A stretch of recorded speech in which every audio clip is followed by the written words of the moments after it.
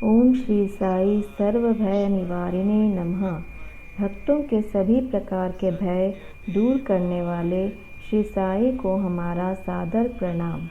भगवान श्री सत्य साई बाबा जी कहते हैं, मेरे यहाँ होते हुए किसकी भय चिंता।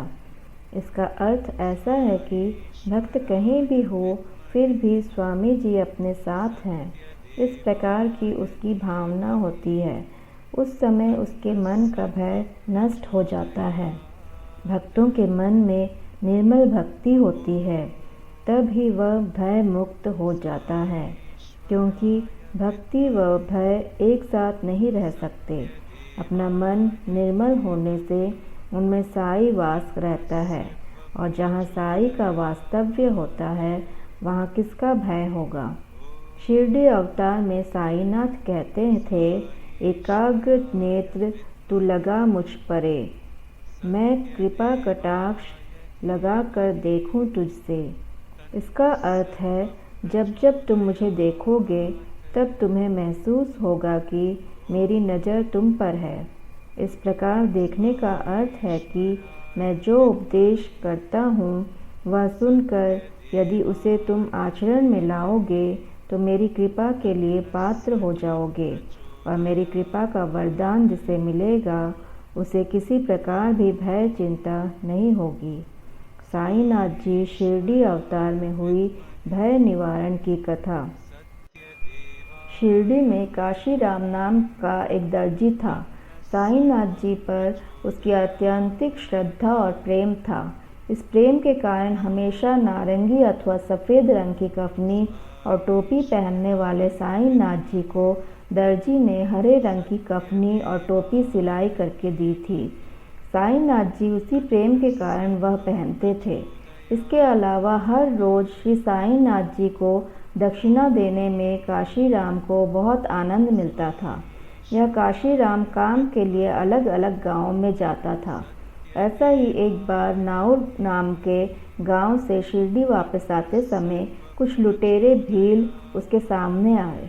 घोड़े पर बैठे काशीराम को डाकुओं ने घेर लिया और उस पर हमला करके उसका सब सामान लूट लिया। काशीराम ने ज़्यादा प्रतिकार नहीं किया, किंतु जब उन्होंने उसके पास की एक छोटी गठरी को हाथ लगाया तब मात्र उसने प्रतिकार करना शुरू किया। ऐसा क्या था उस गठरी में? पहले एक बार जानकी दास बाबा नाम के सत्पुरुष ने चींटी को शक्कर खिलाने के बारे में उपदेश किया था। उस समय से काशीराम अपने साथ हमेशा शक्कर रखता था। वह शक्कर रखी हुई गठरी लुटेरे न ले जाए, इसलिए काशीराम ने उनमें से एक भील की तलवार लेकर उस पर हमला किया, जिसमें 2 भील मर चुके, किंतु एक भील ने काशीराम पर पीछे से कुल्हाड़ी का वार किया और काशीराम घोड़े से नीचे गिर पड़ा और वह मृत हुआ। ऐसा समझकर वे लुटेरे भील भाग गए। यह सब होते समय साईनाथ जी हमेशा अपने साथ हैं, यह श्रद्धा होने के कारण काशीराम निर्भय था। कुछ समय के बाद वहाँ से गुजरने वाले यात्रियों ने बेहोश हुए काशीराम को होश में लाकर अस्पताल ले जाने की तैयारी की, परंतु काशीराम ने उसका इनकार करके शिरडी ले जाने की उन्हें विनती की। तदनुसार उसे शिरडी लाया गया। श्री साईनाथ जी ने माधवराव देशपांडे के जरिए काशीराम पर इलाज करवाए और साईं कृपा से उसकी तबीयत पूर्ववत हो गई। जिस समय काशीराम पर हमला किया गया उस समय शिरडी में क्या हुआ मालूम है? द्वारका माई में बैठे साईनाथ जी ने बहुत आक्रोश किया, अत्यंत क्रोधित हुए। तब उनके पास बैठी मंडली ने तर्क किया कि साईं बाबा किसी पर आया हुआ अरिष्ट अर्थात संकट दूर कर रहे हैं, और वैसा ही हुआ। केवल साईनाथ जी पर दृढ़ श्रद्धा होने से अकेला काशीराम निर्भयता से अनेक लुटेरों का सामना कर सका, और कुछ दिन बाद सरकार ने काशीराम का सत्कार समारोह किया। सांप्रत के प्रति अवतार में भी इस प्रकार के अनेक उदाहरण आपको मालूम हैं कि ऐसे कठिन प्रसंगों में संकट समय के दौरान केवल स्वामी जी पर श्रद्धा रखने से कई भक्तों ने भय पर मात करके अपने संकटों का बेड़ा पार कर दिया है। एक छोटा सा प्रसंग। एक गांव में किसी घर में रात के समय कुछ डाकू डाका डालने के लिए गए। उस समय घर में केवल एक वृद्ध आदमी था।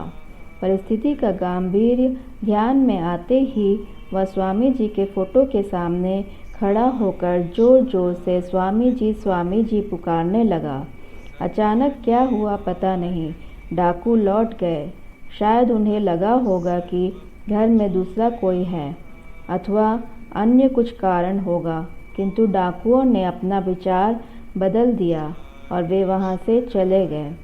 यह स्वामी जी का भक्त भय मुक्त हो गया। स्वामी जी कहते हैं, प्रत्येक भक्त को 3 बातों का अनुपालन करना चाहिए और ऐसा करने से वह मुझसे एक रूप होगा। ये 3 बातें मेरे अंतर्गत और मेरे आसपास होने वाली शुचिता, सहनशीलता और जिद, ये 3 सद्गुण हैं। जिसमें ये 3 सद्गुण हैं, ऐसा कोई भी कहीं भी हो, निर्भय ही रहेगा। ओम श्री सत्य साईनाथार्पणमस्तु।